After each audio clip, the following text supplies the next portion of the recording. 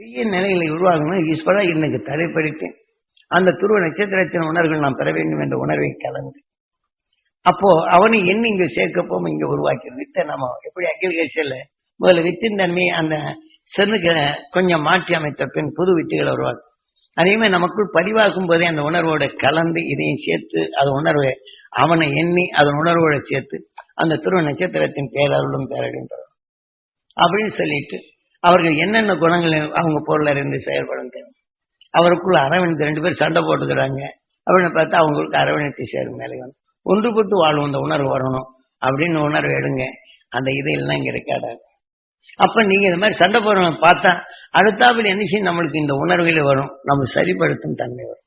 இது நீங்க உங்க அனுபவத்துல கொண்டு வரும். நான் சாமி பார்த்தேன் எல்லா ஆசீர்வாதம் நான் தியானம் பண்ணிட்டு தான் இருக்கிறேன், என் கஷ்டம் என்னை விட்டு போக மாட்டேங்குது, என்ன தியானம் அப்படின்னு சொல்றவங்க நிறைய இருப்பாங்க. இப்ப சொல்றவங்களுக்கு அர்த்தம் இயற்கை உண்மையுடைய உணர்வுகளை நாம் அறிந்து கொண்ட கார்த்திகையா தெரிந்து கொண்ட உணர்வுகள் நம்ம தெளிவாக நமக்குள் இதை நாம் மாற்றி அமைக்க வேண்டும். ஏன்னா அந்த அரும்பெரும் சக்தியை உங்களுக்குள் பதிவாக்கிறது ஒரு பக்கம், அது எண்ணி உடனே அந்த அருள் உங்களுக்குள் அங்கே செலுத்தும். அதை காட்டில இருக்கிற உணர்வை பருகும். ஆக இவன் உணர்வும் அதோடு சேர்த்து இந்த உணர்வு சேர்க்கப்படும் போது அது புதுவிதமான உணர்ச்சி நம்ம உடல்ல நுகர்ந்த உழவு தொக்கி நிலைகள் நம் இரத்த நாணயங்களை கலந்திருந்தால் இதன் உணர்வும் அழுத்தம் அதை அடக்கும். அந்த உணர்வின் தன்மை நாம் வலு எண்ணம் வலுப்பெறும். ஆக சிந்திக்கும் ஆற்றல் வரும். வலுக்கொண்ட உணர்வு நம் உடலை வளர்ச்சி பெறும். இதெல்லாம் நாம செய்யும். அதுக்காக நாம் பார்க்கும் அனைவரையும் மதிப்போங்கிறது இதனுடைய பொருள்.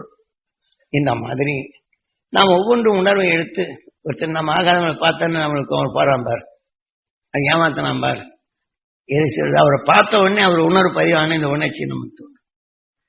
அதனால அவரை எதாவது நம்மளுடைய நல்ல உணர்வு போகும்போது அவருடைய செய்திகளை உணர்த்தும். அப்ப நம்ம அறியாமலேயே சில தவறுகள்.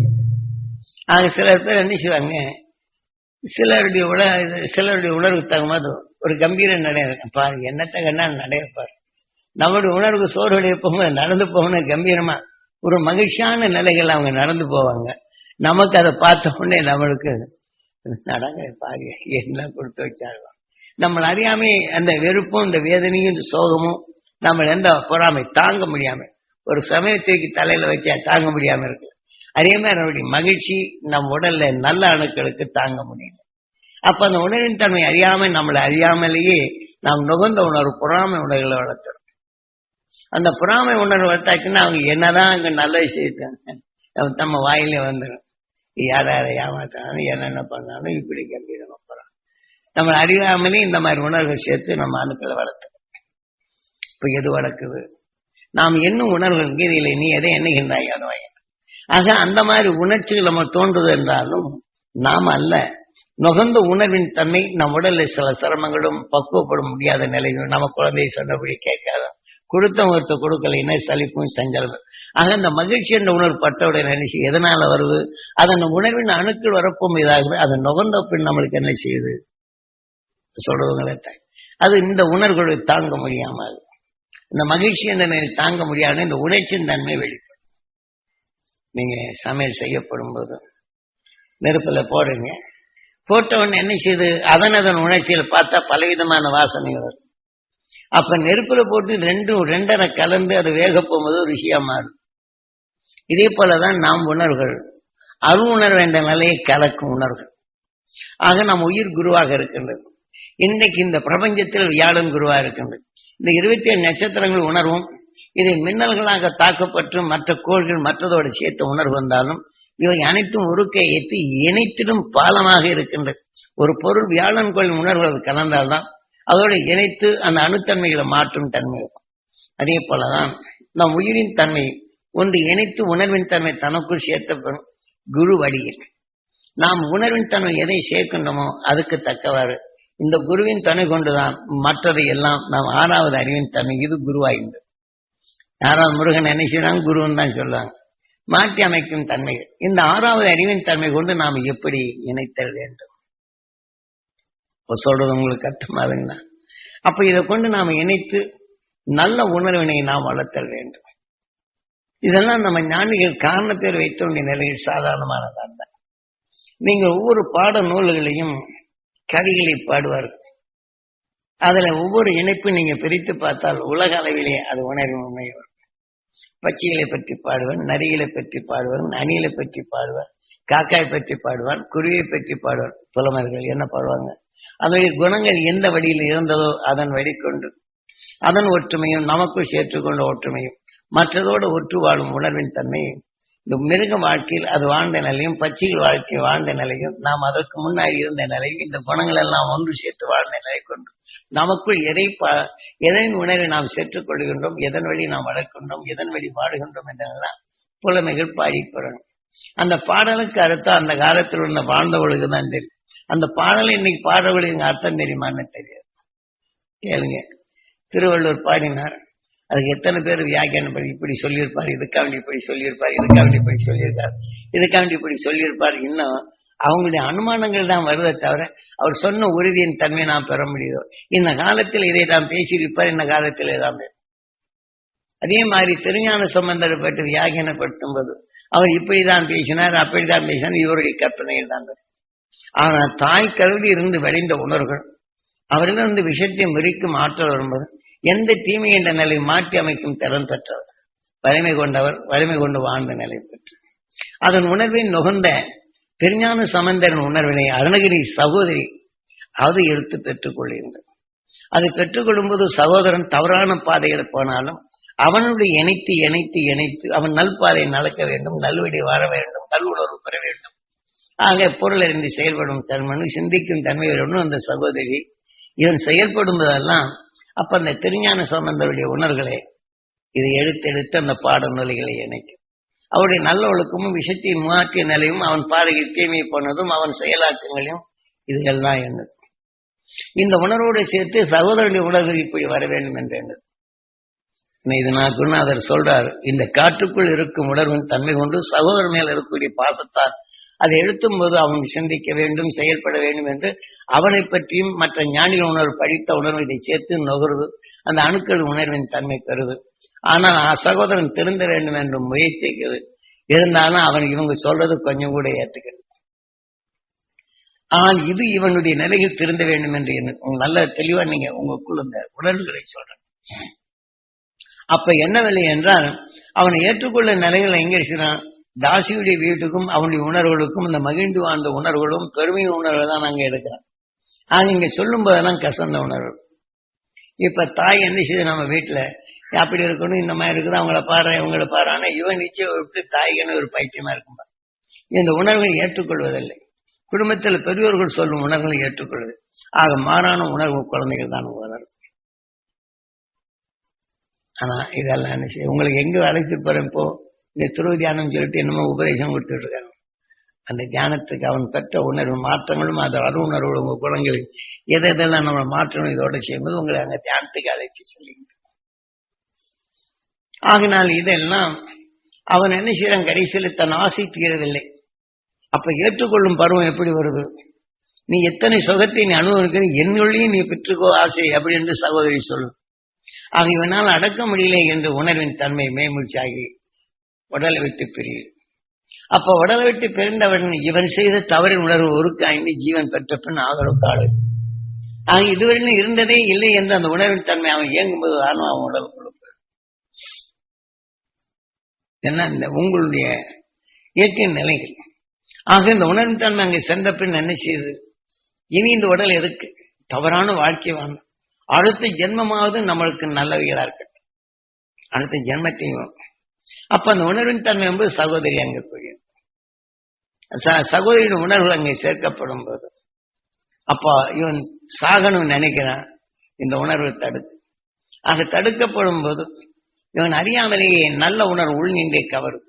அந்த கவர்ந்து கொண்ட பெண் அந்த திருஞான சம்பந்தர் எதை கண்டுணர்ந்தானோ தாய் கருவிலே அந்த கருவின் மூலத்தை இவனுக்குள் அறியும் தன்மை, தாய் கருவிலை விஷயத்தின் தன்மை முறிக்கும் தன்மை தாய் எண்ணிய உணர்வுகள் அங்கே வரும். அதன் உணர்வு கொண்டு இங்க என்ன செய்யறான் அப்படின்னு சொல்லி சொன்னா நாத விந்துகள் ஆதி நமோ நம. நாம சொல்லும் உணர்வுகள் எதுவோ அந்த உணர்ச்சியின் தன்மை எதுவோ அது நம்ம உடலுக்குள் சேரும். எதன் உணர்வின் நலமோ அதனுக்கு தக்கவாறு நம்ம இயக்கம் என்று அழகா பாடியிருக்கிறார். இப்ப நாத விந்துகள் ஆதி நமோ நம வேத மந்திர சருபாய நமோ நம்ம பாஜன பாடிப்போம். ஆனா என்ன செய்யறோம், பாடலை தான் பாடுறோமே தவிர அந்த பாடலுக்குள் உண்டான மூலத்தை நாம் அறிந்துக்கிறோம். அப்ப அது திருஞான சம்பந்தர் மிகவும் தவறானவர். கடைசியில் ஒன்றி வாழ்ந்த உணர்வு அவர் உடலுக்குள் போய் சகோதரி அவர் எதை எண்ணினாலோ அதை நிலைநாட்டு அந்த உணர்வின் தன்மையை வழிநடத்து. அதே வீட்டுல ஒருத்தருக்கு ஒருத்தர் சண்டை வந்துருச்சுன்னு வச்சு, என்னை பாவிப்பு இப்படி செய்யறானே எங்க மாமியாரை பற்றி சொன்னேன்.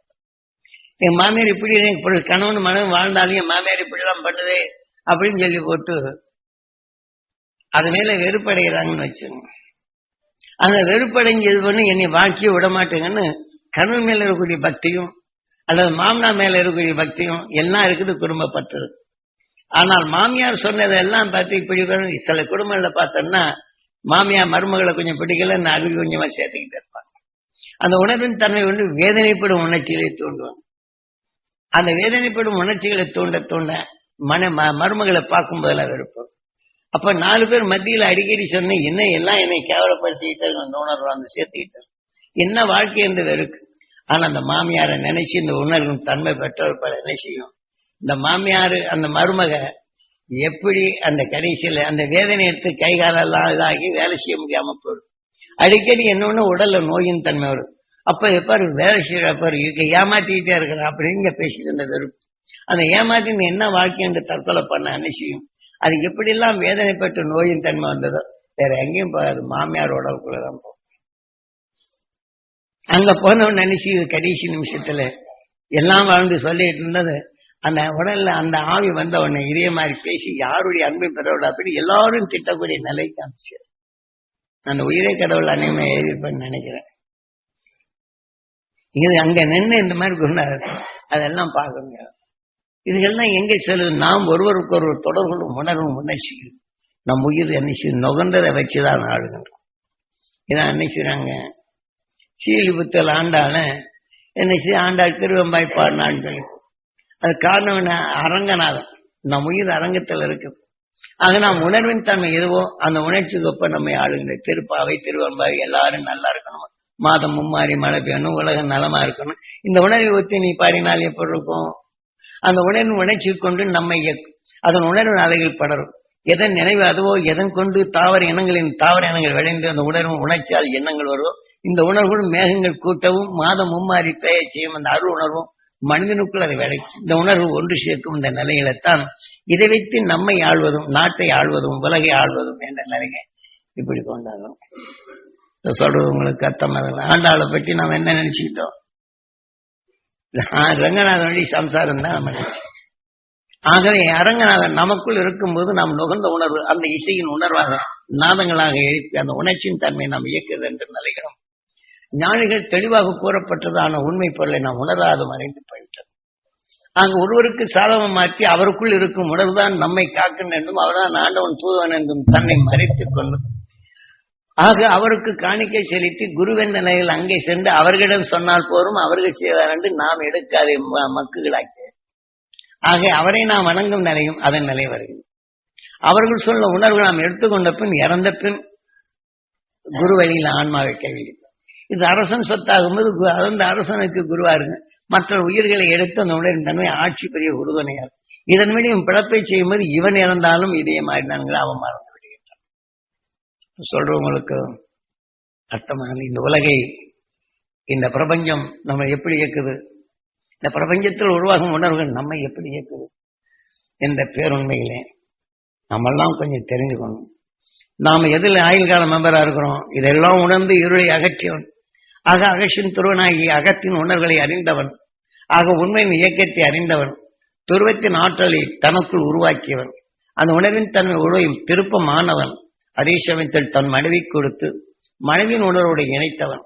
இது ஆண் பெண் என்ற உணர்வு கொண்டு அருளுணர் என்ற இந்த பிரபஞ்சத்திற்கு உணவாகவும் இயக்கவும் அது உணர்வின் தன்மை மாற்றி அமைக்கும் இந்த உணர்வுகள் பிற மண்டலங்களில் இருந்து வருவதை தான் சேவித்து நட்சத்திரங்களாகி தூசிகளாகி அது தூசி நிறைய அது உணவாக எடுத்துக்கொள்ளும் நேரத்தில் தான் இதொன்று இயக்க உறுப்புகள் நாம் நுகரும் உணர்வுகள் நம் உடலில் என்னென்ன உறுப்புகள் இருக்கோ அதை பிரித்தெடுத்து அந்தந்த அணுக்களுக்கு உண்டான ஆகாரமா போகும். அதன் வழிகொண்டுதான் அந்த உறுப்புகள் உருவாகும். அந்த உறுப்புகளின் உணர்வுகள் அந்தந்த பாகத்துக்கு ஒப்ப உருக்களின் மலங்கள் உருவாக்கப்போமா உடலின் அமைப்பு உருவாகும். ஆகவே நாம் பிரபஞ்சத்தின் இயக்கங்கள் எப்படி ஆகும் இதே போல நாம் ஒரு பிரபஞ்சம் ஆக ஒவ்வொரு நாம 2000 சூரிய குடும்பங்கள் இருக்கும்போது 2000 மனிதர்கள் ஒருத்தருக்கு ஒருத்தர் கலக்கணும். ஆக இது ஒரு பிரபஞ்சம் அகண்ட அண்டம் என்றாலும் 2000 சூரிய குடும்பங்கள் உருவாது போல நாம் ஒவ்வொரு மனிதனும் ஒரு பிரபஞ்சம். 2000 மனிதர்கள் சேர்த்தால் ஒரு அகண்ட அண்டம் என்ற நிலைவு. இதுக்குள் நாம் விளையும் உணர்வு பரிமாற்றம். எதன் உணர்வு நாம சேர்க்கிறோமோ அதன் வளர்ச்சியில் எதை சேர்க்கணுமோ அதன் வழிதான். இதுதான் நமது குருநாதன். ஏனென்றால் நம்ம ஆயுள்காலம் நம்பர் யாரோட இதை டிவியில வென்று அந்த துருவ நட்சத்திரத்தோட அதன் உணர்வின் தன்மை நாம் ஆயுள்காலம் நம்பர் அன்பு அதை எடுத்து நாம் ஆயுள்காலம் எதில் இருக்கணும் அதில் இருக்கும். நான் குடும்ப பற்று கொண்டு என்னை இப்படி பேசினானே கேவலப்படுத்தினானே இந்த உணர்வு எடுத்து வளர்த்து கொண்டாங்க அந்த வேதனை வெறுப்பு இந்த ஆயுள்காலம் எதில் முடியும்? அவன் உடல்ல போய் அவனை வீழ்த்த முடியும். அது வீழ்த்த பண்ண அந்த ஆயுள்காலம் என்ன செய்யும்? விஷயத்தின் தன்மை மனித ரூபம் மற்ற நிலை வீரிய உணர்வு கொண்டு போய் சிக்கும் அசுர உணர்வுகள் நமக்கு அதனுடைய ஆயுள்காலமா மாற்றும். நம்ம இப்ப எதுக்கு போகணும்? இதெல்லாம் நீங்கள் உணரும். ஆக இதெல்லாம் பதிவு செய்யறோம். ஏன்னா இதுக்கு முன்னாடி இதெல்லாம் சொல்லியிருக்க மாட்டேன்னு நினைக்கிறேன்.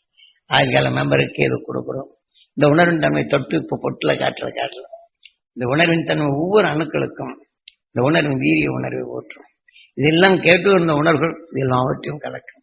அந்த அருணரை பெருக்கி நாமும் அந்த ஆயுள்கால மெம்பராகி எல்லாரும் நம்ம ஆயுள்கால மெம்பராக இருளிலிருந்து மீட்டு உயிரின்ற உணர்வின் தன்மை 6வது அறிவு என்ற கார்த்திகை அறிந்த உணர்வு ஒளியாகி ஒளியின் அறிவாக நாம் வளரும் இந்த பருவத்திற்குத்தான் நாம் இப்போது இந்த துருவ நேரத்தில் துருவ தியானத்தையும் அருள் உணர்வும் நமக்குள் பெறுகிறோம். இந்த 3 நாள் இப்ப எல்லாத்துக்கும் உபதேசம் கொடுக்கும் போதெல்லாம் இதெல்லாம் நாம் அறிந்து கொண்டோம். இதுல எல்லாம் அந்த கேசட் எல்லாம் எடுத்து வச்சுங்க. ஆக நம்மை நாம் அறிய முடியும். ஆக உலக ஞானத்தை அறிய முடியும். பெருமை உணர்வு இயக்கத்தில் மாற்ற முடியும். என்றும் பேரொழி என்ற நிலை ஆக முடியும். நம் உணர்வின் தன்மை நாம் என்றும் ஒளியாக போகும்போது இதை நுகர்வோர் இருளை அகற்றிடும் நிலை வருகிறது. ஆக ஒளியின் உணர்வு வர முடியும். இதே போல உணர்வுகள் தீமைகளை நீக்கி சமைத்து என்றும் ஒளியின் சரீரமாக தரும் அந்த அருள்நிலை பெறுறதுக்குத்தான் இதை செய்யறோம். இப்ப உங்களுக்கு சொல்றது இப்ப உங்களுக்கு அர்த்தமாகுங்களா? அதனாலே இப்ப நாம் மனுஷரும் எமது குரு அந்த துருவ நட்சத்திரத்தை தொடர்பு கொண்டார். அவர் என்னை உற்று பார்க்க சொன்னார். அந்த உணர்வின் தன்மை அகண்ட அண்டத்தையும் அவர் பெற்ற உண்மையும் அவருள் விளைந்த கவர்ந்த உணர்வை அவர் பெற்ற நிலை என்னையும் தலைச்சது. இதே போலதான் குரு வழியில் அவர் காட்டிய உணர்வின் தன்மையை எமது குரு மாமகரிஷி ஈஸ்வரர் அவர் துருவ நட்சத்திரத்தின் தொடர்பு கொண்ட உணர்வுடன் நாம் கொள்ளும் போது நாம் உங்க உயிரை கடவுளாக மதிக்கின்றோம். ஆக ஈசனாக மதிக்கின்றோம். உணர்வினை பெரும் சக்தியாக மதிக்கின்றேன். ஆக அவன் அமைத்த ஆலயம் என்று மதிக்கின்றேன். அந்த ஆலயம் பரிசுத்தமாக வேண்டும் என்று எண்ணுகின்றேன். அந்த துருவ நட்சத்திரத்தின் பேரருள் பெற வேண்டும் என்று எண்ணுகின்றேன். உங்கள் அறியாத இருளில் நீங்க வேண்டும் என்று மேய்ப்பொருள் காணும் அந்த உணர்வு கொண்டு வளர்த்து வைத்திருக்கேன். இதன் உணர்வின் தன்மை கொண்டு நான் இயங்கி எடுக்கப்படும்போது நான் குருவை எண்ணி அங்கே எண்ணுகின்றேன். அதே சமயத்தில் உங்க உயிருக்கு எண்ணி நாம் ஊட்டிய உணர்வின் தன்மையை நீங்க பெற வேண்டும் என்று எண்ணும் போது நாம் உங்களை நீங்க உயர்ந்த நிலை எண்ணும் போது அந்த உயர்ந்த எண்ணங்கள் எனக்கு கிடைக்கும். ஆக அருள் பெற வேண்டும் என்று உணர்வு கொண்டு இப்ப நாம் துருவ நட்சத்திரத்தில் குரு துணையுடன் துருவ நட்சத்திரத்தின் தொடர்பு கொள்ள போகிறேன். இப்ப தியானிக்க போகிறேன். நீங்க எல்லாம் என்ன செய்யணும்? இந்த உணர்வை நீங்க எடுக்கணும். என்ன பாக்கி எல்லாம் இருக்குது சொல்றதுக்கு இதோட போதும். அடுத்து உங்களுக்கு அடுத்தடுத்து வர போகும்போது கொஞ்சம் உங்களுக்கு தெளிவாகும். இந்த உணர்வினை நாம் எடுத்துக்கொள்றோம். ஆகவே இப்ப நான் துருவ நட்சத்திரத்தின் பேர் அகஸ்டின் துருவனாகி துருவ மகிழ்ச்சியாகி துருவ நட்சத்திரமான அந்த உணர்வை ஏங்கி பெறப் போகின்றேன். அதே போல நான் குருவை எண்ணி உணர்வுடன் துருவ நட்சத்திரத்தின் தொடர்பு கொண்டு அதை எடுக்கப் போகிறேன். அதே சமயத்தில் நீங்க உங்க உயிரான ஈசனிடம் வேண்டி என் புற மத்தியில் எண்ணி இது நுகரும் உணர்வுடன் நாம் இணைந்து குரு நன்கு துருவ நட்சத்திரத்தின் கலந்து கொள்வோம். இந்த உணர்வை நாம் உடல்ல எல்லாம் சேர்ப்போம். ஆக அந்த விஷ்ணு தனுசு கொண்டு நமக்குள் சிவதனுசு என்ற மனிதன் உணர்வுக்கு மாற்றும் நிலை இருந்து ஆக உயிர் என்ற ஒளியின் தன்மை ஆற்ற அந்த விஷ்ணு தனுஷை நம் உடலுக்குள் பாய்ச்சி ஆக தீமையை அகற்றிடும் பேரின்ப பெருவாழ் வாழும் அந்த உணர்வின் தன்மை நமக்குள் பாய்ச்சுவோம். அருள் உணவை பெருக்குவோம். பேரின்பத்தை பெறுவோம் என்று இப்போ ஓம் ஈஸ்வரா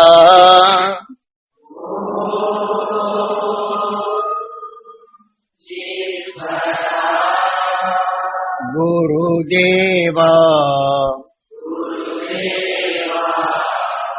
ஓம் ஈஸ்வரா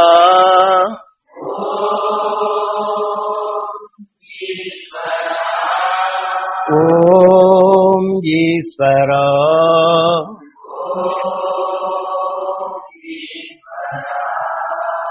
இப்ப இந்நேரம் வரையிலும் நீங்க கேட்டதெல்லாம் ஓம் ஈஸ்வரா என்று உங்க உயிர் உங்களுக்குள் இந்த உணர்வெல்லாம் உருவாக்கியிருக்கு, பதிவாக்கியிருக்கு, அதை பெரும் சக்தியாக மாற்றி.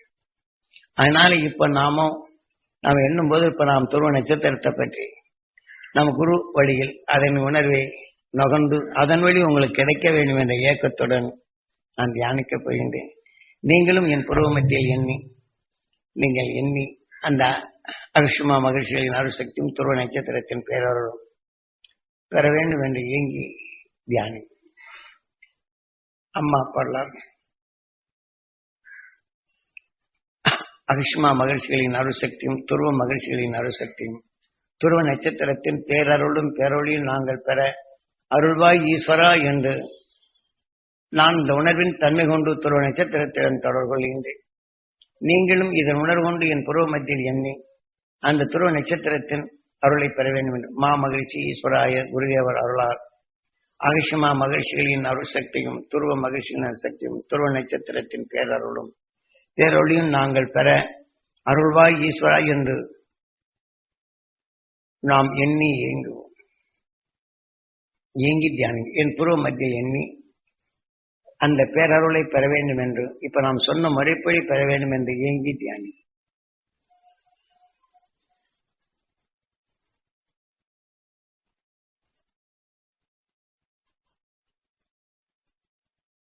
மகிழ்ச்சிகளின் அருள் சக்தியும் துருவ மகிழ்ச்சிகளின் அருள் சக்தி துருவ நட்சத்திரத்தின் பேரருளும் பேரொழியும் எங்கள் உடல் முழுதும் படர்ந்து எங்கள் உடல் உள்ள ஜீவான்மா ஜீவணுக்கள் அனைத்தும் பெற அருள்பாய் ஈஸ்வரா என்று கண்ணின் நினைவினை உங்கள் உடலுக்குள் செலுத்தி உங்கள் இரத்த நாணங்களில் கலந்து உங்கள் உடல் உள்ள ஜீவ அணுக்களும் ஜீவான்மாக்களும் பெற வேண்டும் என்று இயங்கி தியானம்.